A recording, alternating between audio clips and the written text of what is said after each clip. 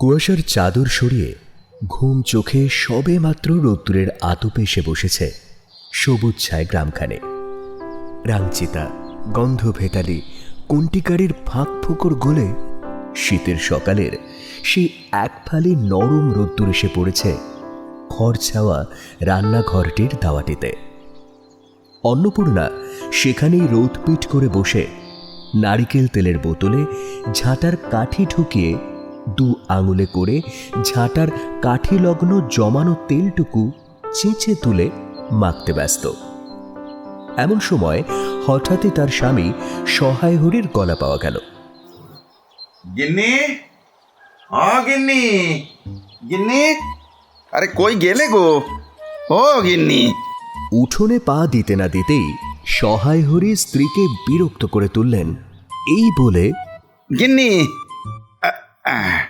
এই যে বলি বড় একটা বাটি কি ঘটি দাও না, বুঝলে?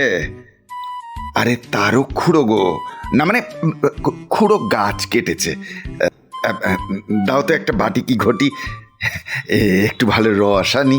অন্নপূর্ণা স্বামীকে দেখে তাড়াতাড়ি গায়ের কাপড়খানি একটু টেনে নিলে মাত্র, কিন্তু স্বামীর কথায় বাটি কি ঘটি বের করে দেওয়ার ব্যাপারে তার বিন্দু মাত্র আগ্রহ দেখা গেল না। এমনকি হ্যাঁ কি না সেটুকু উচ্চারণ করতেও শোনা গেল না। সে পূর্ববৎ কর্মেই ব্যস্ত রইল। সহায় হরি এবার অন্নপূর্ণার কাছে সরে এসে আবারও বললে, আমা কি হলো, বসে রইলে যে, দাও না একটা বাটি কি ঘটি।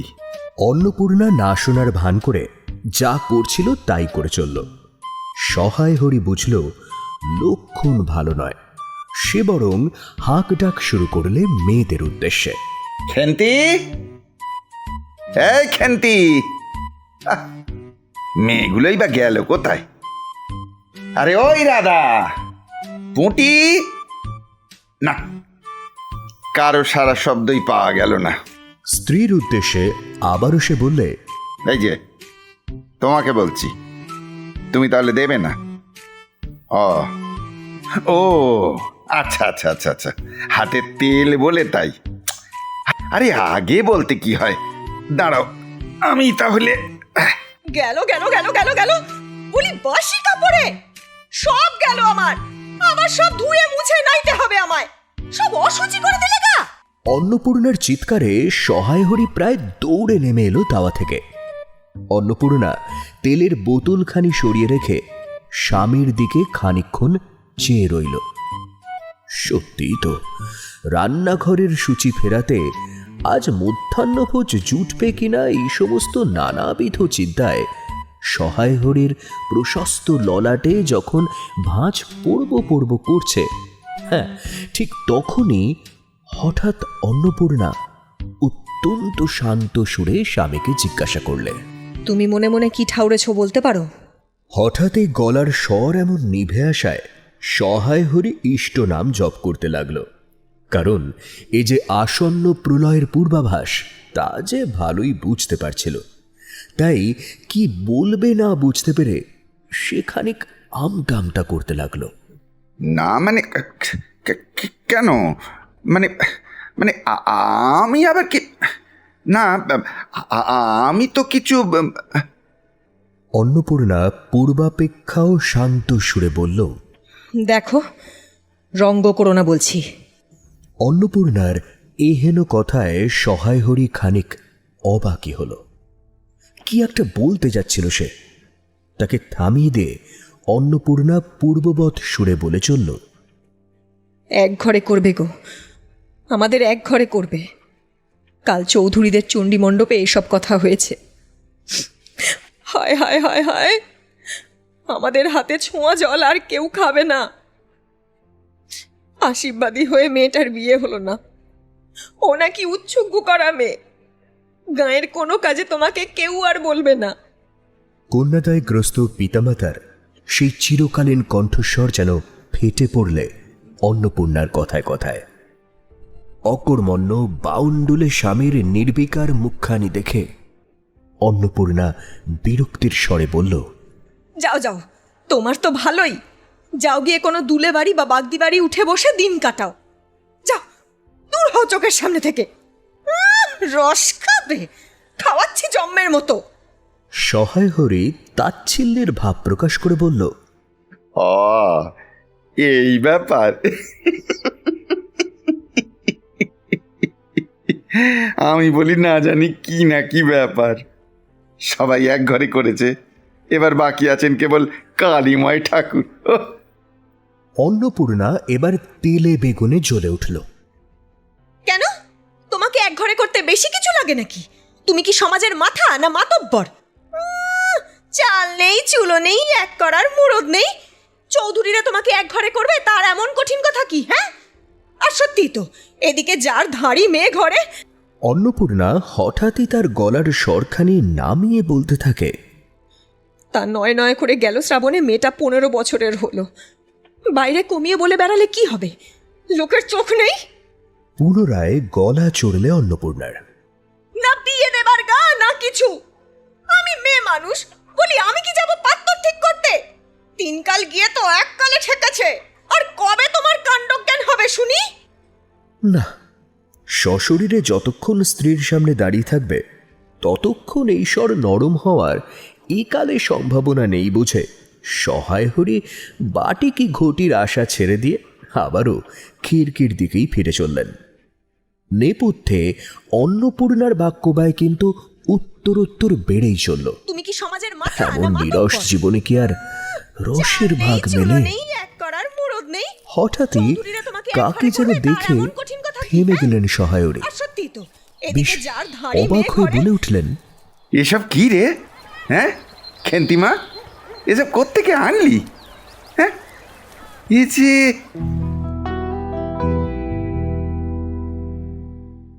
হাতে এক বোঝা পুঁইশাক, ডাঁটাগুলি মোটা ও হলদে। দেখে মনে হচ্ছে কারা যেন পাকা পুঁই গাছ উপড়ে ফেলে উঠানের জঞ্জাল সাফ করেছে। সে জঞ্জালই তুলে এনেছে। মেয়েটা স্বভাবে একেবারে বাপেরই মতো। বয়স বছর 14-15। বেশ লম্বা গড়ন, গোলগাল চেহারা, অগোছালো এক পিঠ কৃষ্ণবর্ণ কেশ বাতাসে উড়ছে। মুখখানা ভারী সুন্দর, ডাগর চোখ দুখানি। 2 পয়সা ডজনের সরু সরু কাঁচের চুড়িগুলো একটা সেফটি পিন দিয়ে একত্র করে আটকানো। পিনটার বয়স খুঁজতে গেলে পৌঁছতে হয় সেই প্রাগৈতিহাসিক যুগে। খেন্তি সঙ্গে আরও ছোট ছোট 2টো মেয়ে বাড়িতে ঢুকল। তাদের একজনের হাত খালি, আর একজনের হাতে গোটা 2-3 পাকা পুঁই পাতা জড়ানো কোনো একটা দ্রব্য। ওতে কি? খেন্তি তাড়াতাড়ি পেছন ফিরে তার পশ্চাৎবর্তিনীর হাত থেকে পুঁই পাতা জড়ানো দ্রব্যটি নিজের হাতে নিয়ে আর চোখে একবার মায়ের মুখের দিকে দৃষ্টি নিক্ষেপ করল। তারপর বাবার দিকে ফিরে তার দিকে মেলে ধরে বলল, চিংড়ি মাছ বাবা, গয়াবুড়ির কাছ থেকে রাস্তায় নিলাম। জানো, দিতে আর চায় না, বলে কি না তোমার বাবার কাছে আর দিনকার ধরুন 2 পয়সা বাকি আছে। আমি বলি, দাও না গয়া পিসি। আচ্ছা বাবা কি তোমার 2 পয়সা নিয়ে পালিয়ে যাবে গো? এক নিঃশেষে বলে খানিক হাঁপ ছাড়ল খেন্তে। তারপর পুঁই শাকগুলো দেখিয়ে বাবাকে বললে, আর এই পুঁই শাকগুলো জানো বাবা, ঘাটের ধারে রায় কাকা দিয়ে বললে নিয়ে যা, কেমন মোটা মোটা। খেন্তির কথা শেষ না হওয়ার আগেই ঝাঁঝের সঙ্গে চিৎকার করে উঠল অন্নপূর্ণা। নিয়ে যা? আহা, কি অমৃতই তোমাকে তারা দিয়েছে মা। পাকা পুইডাটা কাঠ হয়ে গিয়েছে, 2 দিন পরে ফেলে দিতে হতো। নিয়ে যা। আর তাদের সেই আগাছা উঠিয়ে নিয়ে এসেছে। ভালোই হয়েছে, নিজেদের আর কষ্ট করতে হলো না। এমন বোকা মেয়েও হয়? যত সব মরতে এসেছে আমারই ঘরে। ধাড়ি মেয়ে, কতবার বলেছি বাড়ির বাইরে পানা দিতে? হ্যাঁ রে, তোর লজ্জা করে না? বিয়ে দিলে তো 4 বাচ্চার মা হতে। মাগো কি নোলা, কি নোলা! খাবার নামে জ্ঞান থাকে না না? কোথায় শাক, কোথায় মূলো, কোথায় বেগুন, আর ওই একজন কোথায় রস, কোথায় ছাই আর পাশ। আপদ বালাই নিয়ে ঘর, সারা জন্ম জ্বলে মর। ফেল ফেল ফেল বলছি, ফেল ওসব, ফেল বলছি। মেয়েটি শান্ত অথচ ভয় মিশ্রিত দৃষ্টিতে মায়ের দিকে চেয়ে হাতের বাঁধন আলগা করে দিল। পুঁইশাকের বোঝা মাটিতে পড়ে গেল। অন্নপূর্ণা আর এক মেয়েকে নির্দেশ দিলে, যা তো রাধি, ওই আপদগুলো টেনে খিড়কি পুকুরে ধারে ফেলে দিয়ে আয় তো। ফের খেন্তির দিকে ফিরে অন্নপূর্ণা কর্কশ গলায় বলে উঠল, ফের যদি বাড়ির বার হতে দেখেছি, ঠ্যাং খোড়া করে রেখে দেব বলে দিলাম।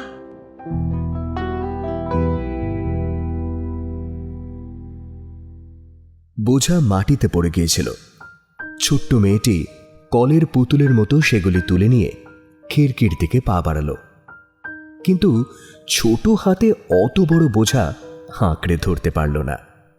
যেতে যেতেই এদিক ওদিক দিয়ে পড়ে যেতে লাগলো।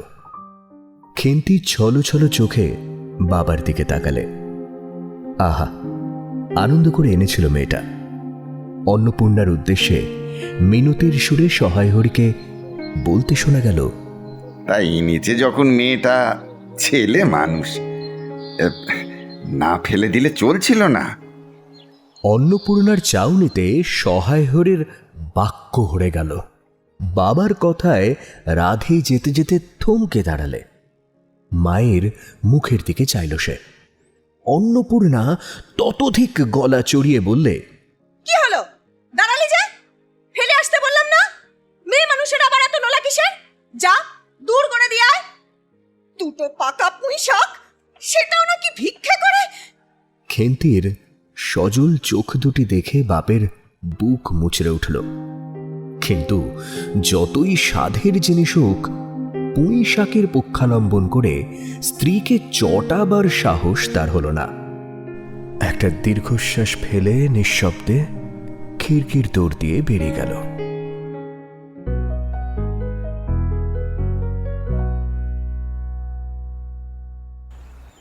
বেলা গড়িয়ে চলল। রাতে রাতে বড় মেয়েটার মুখের কাতর দৃষ্টি বারবার চোখে ভেসে উঠতে লাগলো অন্নপূর্ণার। সে গতবার অরুন্ধনের পূর্বদিন বাড়িতে পুঁইশাক রান্নার সময় মায়ের চোখটা ভিজে এলো। খেন্তির আবদারের সুরে বলা কথা কটি কানে ভাসছিল তার। মা, অর্ধেকগুলো কিন্তু আমার একার। বাড়িতে তখন কেউ ছিল না।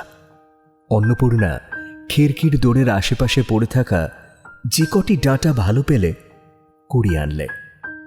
তারপর কুচু চিংড়ি কটা দিয়ে রেঁধেও ফেললে পুঁই শাকের চচ্চড়ি।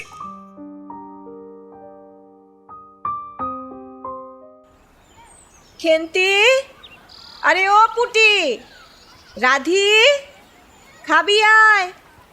জলাশন করে হাঁক দিলে অন্নপূর্ণা। মেয়েরা এসে বসলে খাবারের থালি কটা নামিয়ে দিলে তাদেরও। মা, পুঁই শাক, কিন্তু তুমি ফেলে দিলে যে? খেন্তির আর তর সইল না।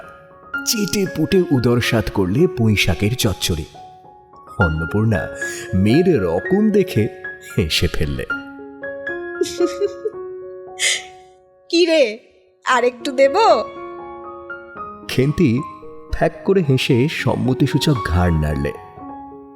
অন্নপূর্ণা চোখের জল লুকোতে চালের বাতায় গোঁজা ডালা থেকে শুকনো লঙ্কা পাড়তে লাগলো।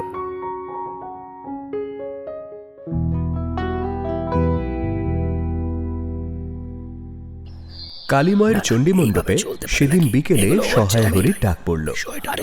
সংক্ষিপ্ত ভূমিকা ফাঁদবার পরই কালীময় উত্তেজিত স্বরে বললে, আস্তে আস্তে থামো সব। হ্যাঁ, থামো থামো। তা সহায় হরি, আর কি যেন বলছিলাম? হ্যাঁ, ও হ্যাঁ, বলি সেসব দিন কি আর আছে ভায়া? হ্যাঁ, এই ধরো কেষ্টু মুখুজ্জে, স্বভাব নইলে পাত্র দেব না, স্বভাব নইলে পাত্র দেব না করে শেষে কিনা হরির ছেলেটাকে ধরে তবে মেয়ের বিয়ে দিলে। তারা কি স্বভাবের কেউ জানতে বাকি আছে? রাম বলো, 6-7টা কত পুরুষ ভঙ্গ 50 শ্রোত্রিয়। সুর নরম করে আবার তাকে বলতে শোনা যায়, তা সমাজে সেসব শাসনের দিন কি আর আছে? দিনে দিনে তো সব বদলেই যাচ্ছে। বেশি দূর যাই কেন, এই যে তোমার মেয়েটি 13 বছরে। সহায় হরি বাধা দিয়ে বলতে গেলে, না না, এই তো এই শ্রাবণে, মানে সবে 13 কালিমায় শেষ করতে দিলে না। আহা হা হা হা, 13 আর 16 তফাৎ কিসের শুনি? হ্যাঁ, বলি 13 আর 16 তফাৎ কিসের? আর 13ই বললো চাই 16ই বললো চাই 50, তাতে আমাদের দরকার কি বাপু? তোমার হিসেব ভায়া তোমার কাছে, কিন্তু পাত্রর আশীর্বাদ হয়ে গেল, তুমি বেঁকে বসলে কিসের জন্যে? হ্যাঁ, ও তো একরকম উৎসুগ্গ করা মেয়ে। না, আসলে তাই কি? চুপ করো। আশীর্বাদ হওয়া যা, বিয়ে হওয়া তা, 7 পাকের ওই ফারাক যা, এই তো। সমাজে বসে এসব কাজগুলো যে তুমি করবে আর আমরা বসে বসে দেখবো, এ তুমি মনে ভেবো না। হ্যাঁ, একদম না। সমাজের বামুনদের যদি জাত মারার ইচ্ছে না থাকে, মেয়ের বিয়ের বন্দোবস্ত করে ফেলো, বুঝলে? সহায় হরি আবারও বলার চেষ্টা করল। না মানে যেমন তেমন পাত্রের হাতে তো আর। কালিময় রে রে করে উঠল। কেন কেন রাজপুত্র না হলে পাত্র হয় না বুঝি? কোথায় গরিব মানুষ দিতে ছুতে পারবে না বলেই শ্রীমন্ত মজুমদারের ছেলেটাকে ঠিক করে দিলাম। আচ্ছা, লেখাপড়া না হয় নাই জানলো, বলি জজ ম্যাজিস্ট্রেট না হলে বুঝি হয় না? দিব্যি বাড়ি, বাগান, পুকুর, তারপর শুনলাম নাকি এবার কুড়ির জমিতে 4টে আমন ধানও করেছে। ব্যাস, আর কি? হ্যাঁ, একবারে রাজার হাল 2 ভাইয়ের। বলি অভাবটা কিসের শুনি? কিন্তু কালিময়ের সহায় হরির প্রতি এত দরদ উথলে উঠল কেন? আসলে হয়েছেটা কি? গুজব রয়েছে কালিময়ের নাকি মজুমদার মহাশয়ের কাছে অনেক টাকা ধার বাকি, যদিও আবার অনেকে বলে এইসব দুষ্টপক্ষের রটনা মাত্র।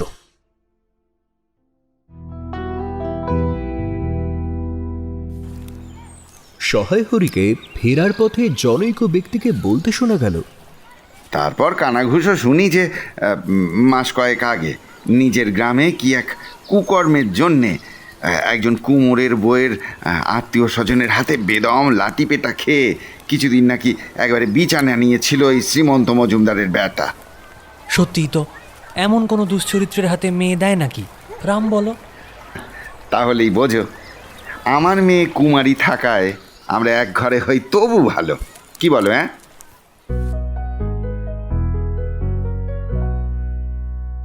দিন 2 পরের কথা। উঠোনের পূব দিকে বাতাবি লেবুর গাছটার ফাঁক দিয়ে কচি রাঙা রোদ্দুর এসে পড়ছিল সদ্য নিকোনো মাটির দাওয়াটিতে।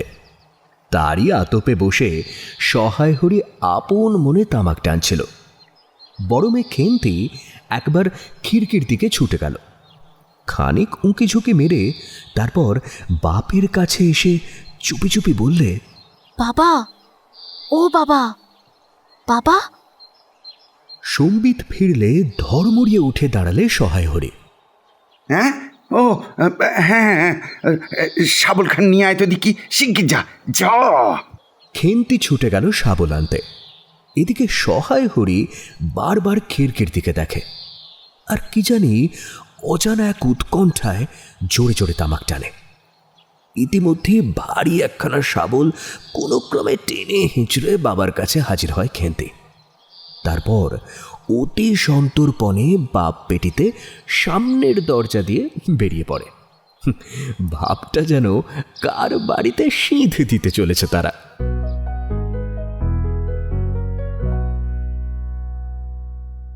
অন্নপূর্ণা স্নান সেরে সবে কাপড়টি ছেড়ে উনুন ধরাবার জোগাড় করছিল। এমন সময় মুখুজ্জে বাড়ির ছোট মেয়ে দুগ্গা উঠোনে এসে দাঁড়ালে।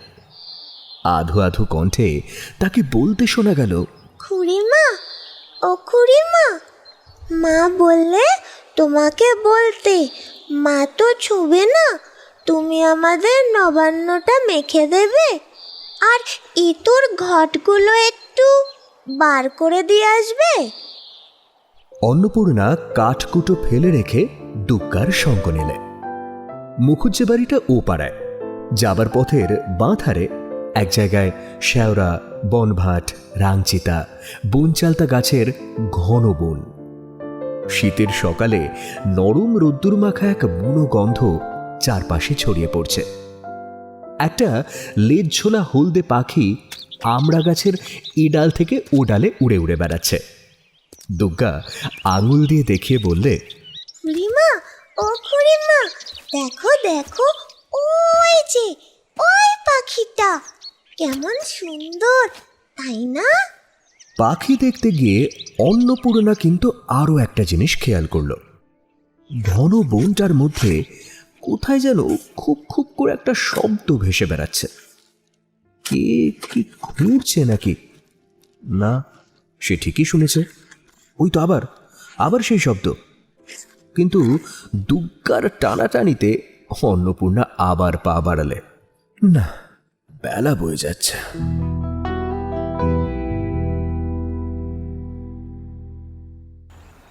কাজ সেরে ফিরতে একটু বেশি বেলা হয়ে গেল অন্নপূর্ণার। বাড়ি ফিরে সে দেখলে খেন্তি উঠোনে রোদ পিঠে করে বসে সবে মাত্র তেলের বাটিখানি সামনে নিয়ে মাথার খোঁপাটা খুলছে। অন্নপূর্ণা তীক্ষ্ণ স্বরে বলে উঠল, এখনো নাইতে যাসনি যে? কোথায় ছিলি? মায়ের গলায় খেন্তি থর থর করে কেঁপে উঠল। আমতা আমতা করতে লাগলো সে। এই তো মা, এক্ষুনি যাব আর এক্ষুনি আসবো। খেন্তি স্নান করতে যাবার একটু পরেই সহায় হরি প্রফুল্ল চিত্তে একখানি 15-16 সেরের মেটে আলু ঘাড়ে করে কোত্থেকে হাজির হলে। অন্নপূর্ণা ভ্রুকুটি করলে। তা দেখে কৈফিয়তের সুরে সহায় হরিকে বলতে শোনা গেল, হয়তো হয়তো ও পাড়ার চৌকিদার রোজই বলে, কত ঠাকুর, তোমার বাপ থাকতে তবু মাঝে মাঝে এদিকে তোমাদের পায়ের ধুলো পড়তো। তা আজকাল তো আর তোমরা আসোই না।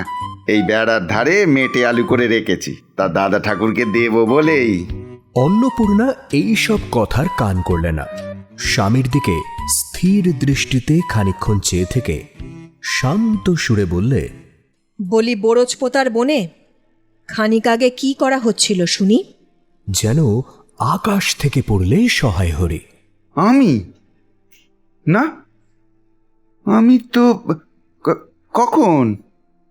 এ মা, কখনো না, আমি তো এই। অন্নপূর্ণা ততোধিক শান্ত গলায় আবারও বললে, চুরি তো করবেই। 3 কাল গিয়েছে, 1 কাল কেবল বাকি। একদম মিছে কথা বলবে না, আমি সব জানি। কি ভেবেছিলে আপদ জম্মের মতো ঘাটে গিয়েছে, তাই না? দুগ্গার মা ডেকে পাঠিয়েছিল, তা ও পাড়ায় যাচ্ছি। হঠাৎ শুনি বরজপোতার বনের মধ্যে কি যেন শব্দ হচ্ছে। তখনই আমি বুঝেছি। দুগ্গার গলা পেয়ে দেখি শব্দ বন্ধ হয়ে গেল। যেই আবার খানিক দূরে গেলাম, আবার দেখি শব্দ হচ্ছে। কৃতকর্ম ধরা পড়ে যাওয়ার ফলে সহায় হরি চোখ পিটপিট করতে লাগলো। অন্নপূর্ণা বলেই চলল, তোমার তো ইহকালও নেই, পরকালও নেই। চুরি করতে, ডাকাতি করতে, যা করতে ইচ্ছা হয় করো, কিন্তু মেয়েটাকে আবার এর মধ্যে নিয়ে গিয়ে ওর মাথা খাওয়া কিসের জন্য শুনি? বরজপাতায় উপস্থিত থাকার বিরুদ্ধে সহায় হরি যথাসম্ভব প্রমাণ উপস্থাপন করার চেষ্টা করতে লাগলো, কিন্তু স্ত্রীর দৃষ্টির সামনে তার একটা কথাও শুনল না। যেটুকু বলার চেষ্টা করলে সবই অসংলগ্ন শোনালো।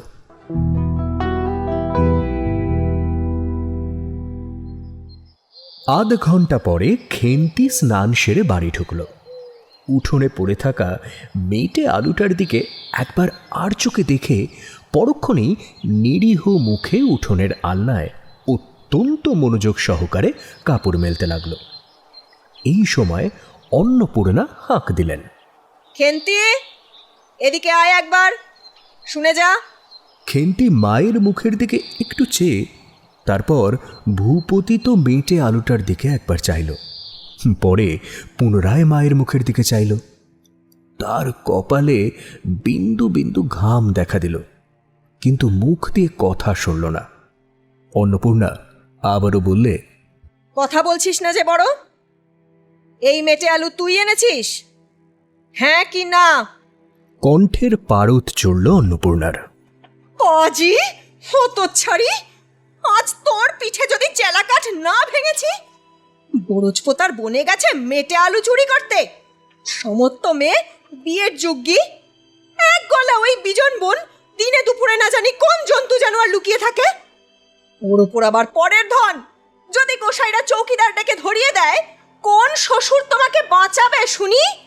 আমার জোটে খাবো, না জোটে না খাবো, তা বলে পরের জিনিস। ছি ছি ছি ছি ছি, এই মেয়ে নিয়ে আমি কি করব?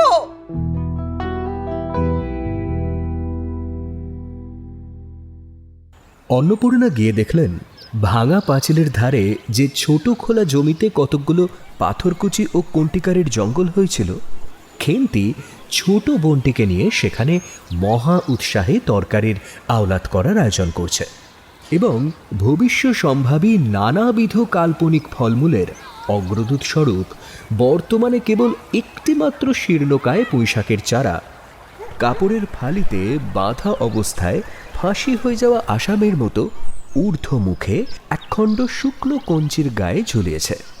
ফলমূলাদির অবশিষ্টগুলি আপাতত তার বড় মেয়ের মস্তিষ্কের মধ্যে অবস্থান করছে, দিনের আলোয় এখনো বের হয়ে আসেনি। অন্নপূর্ণা হেসে বললেন,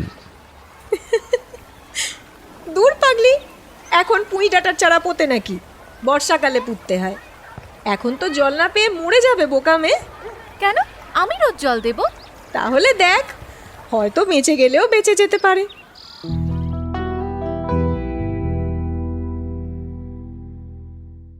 আজকাল রাতে খুব শিশির হয়, খুব শীত পড়েছে এবার। সকালে উঠে সহায় হরি দেখলেন তার ছোট মেয়ে দুটি গায়ে দোলাই বেঁধে রোদ ওঠার প্রত্যাশায় উঠোনের কাঁঠাল তলায় দাঁড়িয়ে আছে। একটা ভাঙা ঝুড়ি হাতে খেন্তি কাঁপতে কাঁপতে মুখুজ্জে বাড়ি থেকে গোবর কুড়িয়ে আনলে। সহায় হরি তাকে দেখে বললে, হ্যাঁ রে মা খেন্তি, তা সকালে উঠে গরম জামাটা গায়ে দিতে তোর কি হয়? হ্যাঁ, দেখো দেখি এই শীত। খেন্তি লজ্জায় গুটিয়ে আসে। শীত? আমার তো কই। যা বলছি শোন মা, অসুখ বিসুখ 5 রকম, বুঝলি নে? বড় সুশ্রী হয়েছে মেয়েটার মুখখানে। কতদিন ভালো করে দেখেইনি মেয়ের মুখখানা। চোখ দুটো ভারী মায়াবী, সবাই বলে পিতৃমুখী। সহায় হরির বুকটা ভরে ওঠে।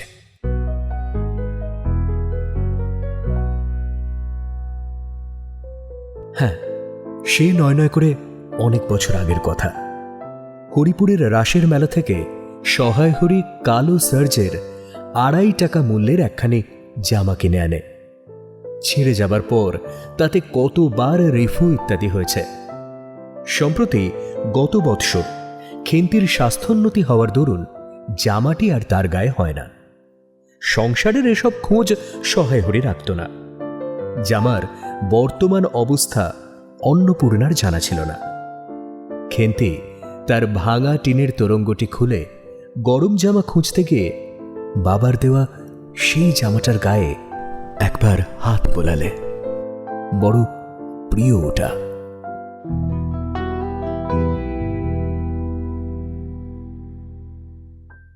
আজ পৌষ সংক্রান্তি। সন্ধ্যাবেলা অন্নপূর্ণা একটি কাঁশিতে চালের গুঁড়ো, ময়দা, গুড় নিয়ে একসঙ্গে চটকাচ্ছিল। একটা ছোট বাটিতে 1 বাটি তেল রাখা। খেন্তি কুড়ুনির নিচে একটা কলার পাত পেড়ে একথানা নারকেল কুড়ে রাখছিল। অন্নপূর্ণা প্রথমে খেন্তির সাহায্য গ্রহণে খানিক দ্বিধান্বিতই ছিল। খেন্তি বনে বাজারে ঘুরে বেড়ায়, তার না আছে সূচি জ্ঞান, না আচার বিচার। নিতান্ত কাকতি মিনতি করায় অবশেষে পা হাত ধুইয়ে সূচি বস্ত্র পরিয়ে তবেই বর্তমান পদে তাকে নিযুক্ত করেছিলেন। অন্নপূর্ণা বড় গামলাটা থেকে একটুখানি গোলা তুলে নিয়ে রাধির হাতে দিলে। দেখা দেখি পুঁটিও তার ডান হাতখানি কাপড়ে মুছে মায়ের দিকে বাড়িয়ে দিলে। মা, আমায় একটু। খেন্তি সূচি বস্ত্রে নারকেল কুড়তে কুড়তে এদিক ওদিক চাইছিল। কাজের মাঝে চাইলে মা পাছে বকে, তাই সে চুপটি করেই রইল। অন্নপূর্ণা মেয়ের রকম দেখে মুচকি হাসলে। তারপর আপাত গম্ভীর গলায় বললে, খেন্তি, ওই নারকেল মালাটা নিয়ে আয় দেখি, তোর জন্য একটু তুলে রাখি। বলা শেষ না হতেই ক্ষিপ্র হস্তে খেন্তি নারকেল মালাটা মায়ের দিকে সরিয়ে দিলে।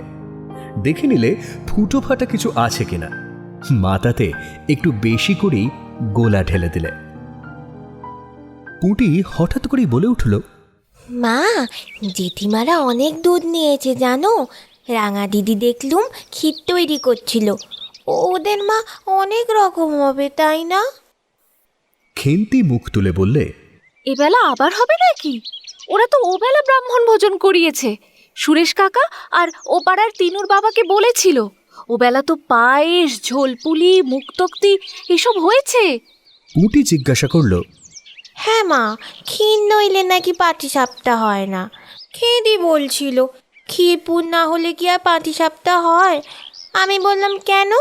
আমার মা তো শুধু নারকেলের ছাই দিয়েই করে, সেও তো ভালোই লাগে। অন্নপূর্ণা বেগুনের বোঁটায় একটুখানি তেল নিয়ে খোলায় মাখাতে মাখাতে প্রশ্নের সদুত্তর খুঁজতে লাগলেন।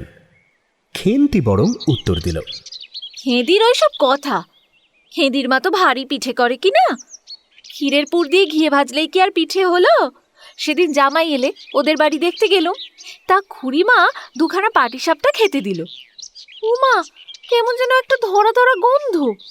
আচ্ছা, পিঠেতে কখনো কি গন্ধ পাওয়া যায় বলো? ক্ষীর দিয়ে নাকি পাটিসাপটা? ছাই খেতে। মেয়েদের ছেলে মানুষই কথায় হেসে ফেললে অন্নপূর্ণা। এদিকে আর লোভ সামলাতে না পেরে খেন্তি বলে বসলে, মা, একটু নারকেল কুড়ে দেবে? নে, এখানে বসে খাসনি কিন্তু, মুখ থেকে পড়বে না কি হবে? যা, ওদিকে গিয়ে খা। খেন্তি নারকেলের মালায় এক থাবা তুলে নিয়ে একটু দূরে গিয়ে গুগ্রাসে খেতে লাগলো। মুখ যদি মনের দর্পণ স্বরূপী হয়, তবে খেন্তিকে দেখে এতটুকু সন্দেহই থাকতো না যে সে অত্যন্ত মানসিক তৃপ্তি পেয়েছে।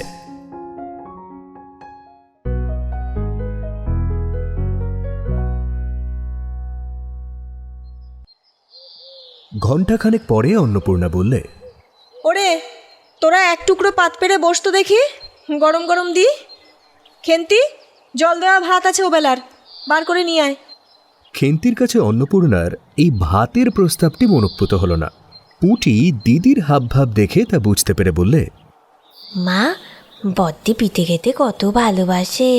ও বরং পিঠেই খাক, ভাত বরং থাকুক মা, আমরা কাল সকালে খেয়ে নেব। খান কয়েক খাবার পরই মেজো মেয়ে পুঁটি আর খেতে চাইল না। সে নাকি অতিরিক্ত মিষ্টি খেতে পারে না। সকলেরই খাওয়া শেষ হয়ে গেল। খেন্তি তখনও খেয়ে চলেছে। মুখ বুঁজে শান্তভাবে সে পিঠের আস্বাদ উপভোগ করতে লাগলো। একটা কথাও বলল না। অন্নপূর্ণা দেখলে খেন্তি কম করে হলেও 18-19 খানা পিঠে তো খেয়েইছে। জিজ্ঞেস করলে, খেন্তি, আর কখানা দেব? খেন্তি খেতে খেতেই সায় দিল। তার চোখ উজ্জ্বল হয়ে উঠেছে। অন্নপূর্ণা তাকে আরও খান কয়েক দিল। হাসি ভরা চোখে মায়ের দিকে চেয়ে এসে বলল, বেশ খেতে হয়েছে মা। ওই যে তুমি কেমন ফেনিয়ে নাও না, ওতেই কিন্তু। সে আবার খেতে আরম্ভ করল। অন্নপূর্ণা হাতা খুন্তি চুলি তুলতে তুলতে সস্নেহে তার শান্ত নিরীহ একটু অধিক মাত্রায় ভোজনপটু মেয়েটার দিকে চাইলেন। আর মনে মনে ভাবলেন, খেন্তি আমার যার ঘরে যাবে তাদের অনেক সুখ দেবে। এমন ভালো মানুষ, কাজে কর্মে পটু, তারপর বকো, মারো, গাল দাও, টু শব্দটি মুখে নেই। উঁচু কথা কখনো কেউ শোনেনি তার মুখে।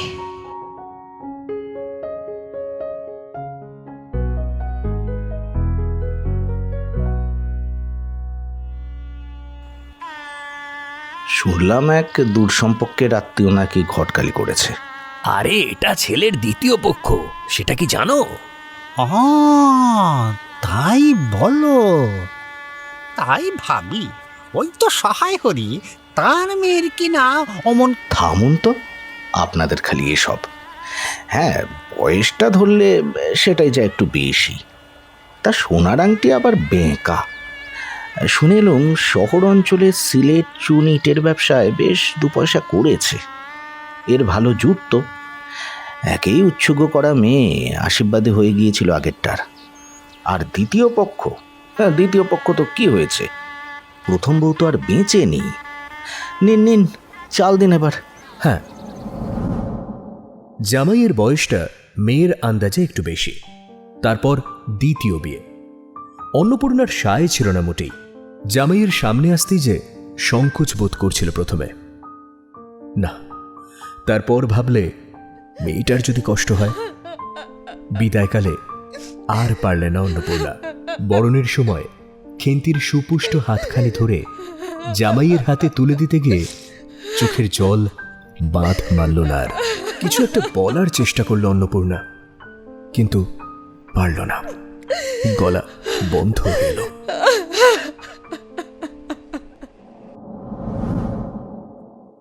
বাড়ি থেকে বেরিয়ে আমলকি তলায় বেহারার খানিক সুবিধা করতেই বরের পালকি খান একবার নামিয়ে রাখল। অন্নপূর্ণা ঝাপসা চোখ দুটি আঁচলের খুঁট দিয়ে মুছে তাকিয়ে রইল। বেড়ার ধারে নীল রঙের মেদি ফুলের গুচ্ছ যেখানে মাটিতে লুটিয়ে পড়েছে, খেন্তির কম দামের বালুচরের রাঙা ছেলির আঁচল খান পালকি থেকে বেরিয়ে সেখানেই লুটোচ্ছে। মায়ের এই অত্যন্ত আগোছালো, নিতান্ত নিরীহ এবং একটু অধিক মাত্রায় ভোজনপটু মেয়েটিকে পরের ঘরে পাঠাতে মায়ের বুকটা হুহু করে উঠছিল। আচ্ছা, খেন্তিকে সত্যিই কি কেউ বুঝবে? যাবার সময় মেয়েটা চোখের জলে ভাসল। অত্যন্ত অনুনয়ের সুরে বলে গেল কেবল দুটো কথা। মা, আষাঢ় মাসেই আমায় নিতে যাবে কিন্তু, বলো না মা। বাবা যাবে তো? বাবা, বাবা, দুটো মাসই কিন্তু। হ্যাঁ। ওপারার ঠান দিতেই বাধা দিয়ে বললে, এই ছুরি, তোর বাপ এখনই কেন তোর শ্বশুর বাড়ি যাবে রে? আগে নাতি পুতি হোক, তারপর তো। খেন্তির মুখ লজ্জায় রাঙা হয়ে উঠল। নরম নাছরবান্দা সুরে প্রতিবাদ করল সে। যাবে না? যাবে বই কি। দেখি তো বাবা কেমন না গিয়ে থাকতে পারে।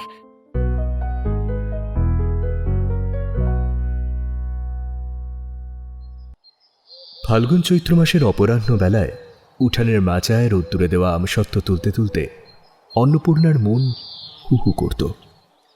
অনাচারী লোভী মেয়েটা বাড়িতে থাকলে এক্ষুনি কোত্থেকে ছুটে এসে নির্লজ্জের মতো হাতখানি বাড়িয়ে মিনতির সুরে বলতে, মা, একটু এটার কোনটা ছিঁড়ে দাও না। আর কোনোদিনই মেয়েটা এমন করে। অন্নপূর্ণার চোখ জলে ভরে উঠত।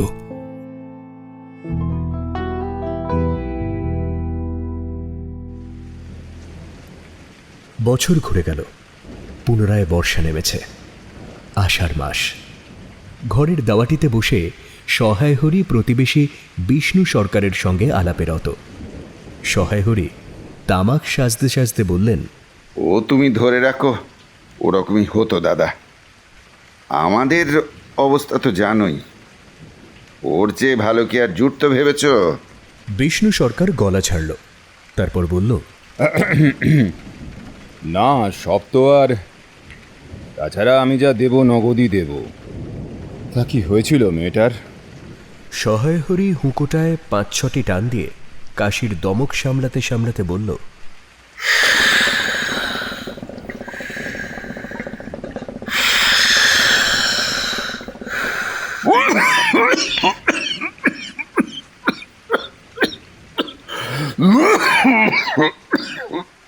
বসন্ত,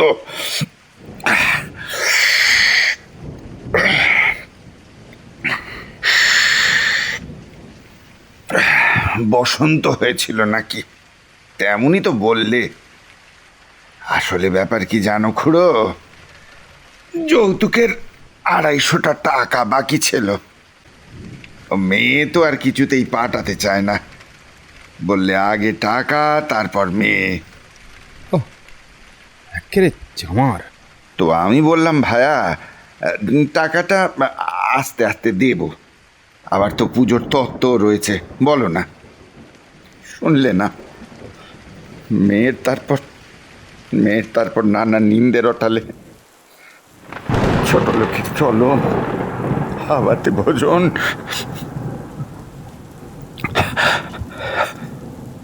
সহায় হরির কণ্ঠ রুদ্ধ হয়ে এল। পৌষ পৌষ মাসে মেয়েটাকে দেখতে গেলাম জানো।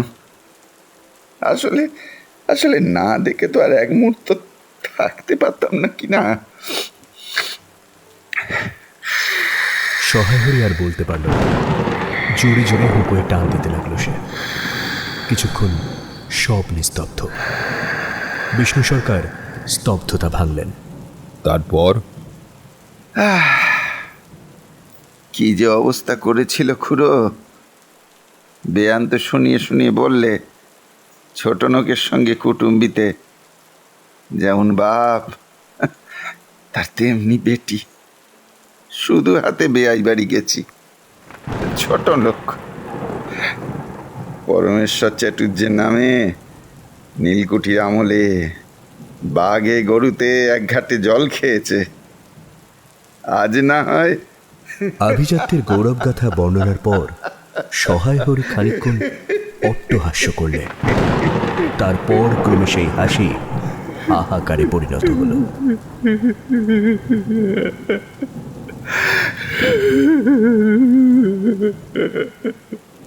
বিষ্ণু সরকার কি বলে সান্ত্বনা দেবে ভাষা খুঁজে পেল না। সহায় হরি নিজেকে আর সামলাতে পারল না। তার কান্না বর্ষণ মুখর পল্লীর সজল কালো মেঘে মাতাল বাতাসে করুণ সুরে ধ্বনিত হতে লাগলো। সে বলে চলল, শুনলাম ফাগুন মাসে বসন্ত হয়েছিল। এমন পাষণ্ড, গায়ে বেরুতেই টালায় আমার এক দুঃসম্পর্কে বোন আছে। একবার কালীঘাটে পুজো দিতে গিয়ে তার খোঁজ পেয়েছিল, ওখানে ফেলে রেখে গিয়েছিল। না আমায় একটা খবর না কিছু। আমি আমি দেখতে পাওনি? না, গয়নাগুলো পর্যন্ত ওই অবস্থাতে খুলে তবে পাঠিয়েছিল। কিন্তু মারে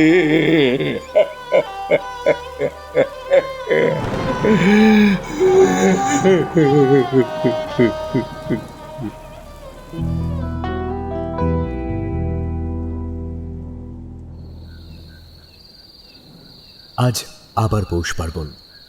এবার পৌষের শেষে এতটাই শীত পড়েছে যে এরূপ শীত জ্ঞানত কেউ দেখেনি। সন্ধ্যের সময় অন্নপূর্ণা রান্নাঘরে বসে সরু চাকলে পিঠের জন্য চালের গুঁড়োর গোলা তৈরি করছিল। পুঁটি ও রাধি উনুনের ধারে বসে আগুন পোহাচ্ছিল। রাধিকে বলতে শোনা গেল, আরেকটা জল দাও না মা, বড্ড ঘন হয়ে গেল যে। আচ্ছা মা, ওতে একটু নুন দিলে হয় না? ও মা দেখো, রাতের দোলাই কোথায় চলছে দেখো মা, এক্ষুনি ধরে উঠবে কিন্তু। অন্নপূর্ণা চেঁচিয়ে উঠলে, আগুনের ঘাড়ে গিয়ে না বসলে আগুন পোহানো হয় না বুঝি? সরে এসে বস, সরে আয় সব। গোলা তৈরি হয়ে গেল। খোলাটা আগুনে চাপিয়ে অন্নপূর্ণা গোলা ঢেলে মুচি চেপে ধরলে। দেখতে দেখতেই মিঠে আঁচে পিঠেগুলো টোপরের মতো ফুলে উঠতে লাগলো। পুঁটি বলল, মা দাও, প্রথম পিঠে গানা কানাতে সারা ষষ্ঠীকে দিয়ে আসি। অন্নপূর্ণা বাধা দিয়ে বললে, একা যাস নে, রাধিকে নিয়ে যা। জ্যোৎস্নায় ভেসে যাচ্ছিল চারদিক। বাড়ির পেছনে সারা ঝোপের মাথায় তেলাকুচা ঝোপের থলো। সাদা ফুলগুলোর মাঝে যেন জ্যোৎস্না এসে আটকে পড়েছে। পুঁটি ও রাধি খিড়কি দোরটা খুলতেই একটা শেয়াল শুকনো পাতায় খসখস করতে করতে ঘন ঝোপের মধ্যে ছুটে পালালো। পুঁটি পিঠেখানা জোর করে হুঁড়িয়া ঝোপের মাথায় ফেলে দিয়ে চলে এলো। চতুর্দিকে নিকষ কালো অন্ধকার। বাঁশবনে পাতায় পাতায় বাতাসের মর্মর, সব মিলিয়ে কেমন যেন একটা গা ছমছমে পরিবেশ। দুই বোনে ভয় জড়সড় হয়ে গেল। খিড়কি দরজায় পৌঁছেই কোনক্রমে বাড়ির ভেতর ঢুকে সজোরে দৌড় দিয়ে দিল তারা। অন্নপূর্ণা চমকে উঠল। কিরে পুটি, কি হলো? তারা সমস্যার জবাব দিলে, কিছু না মা, কিছু না। পুঁটি আর রাধি ফিরে এলে মা জিজ্ঞাসা করলে, দিলি? পুঁটি উত্তর দিলে, হ্যাঁ মা, তুমি 8 বছর যেখান থেকে নেবুর চারা তুলে এনেছিলে সেখানটায় ফেলে দিলাম।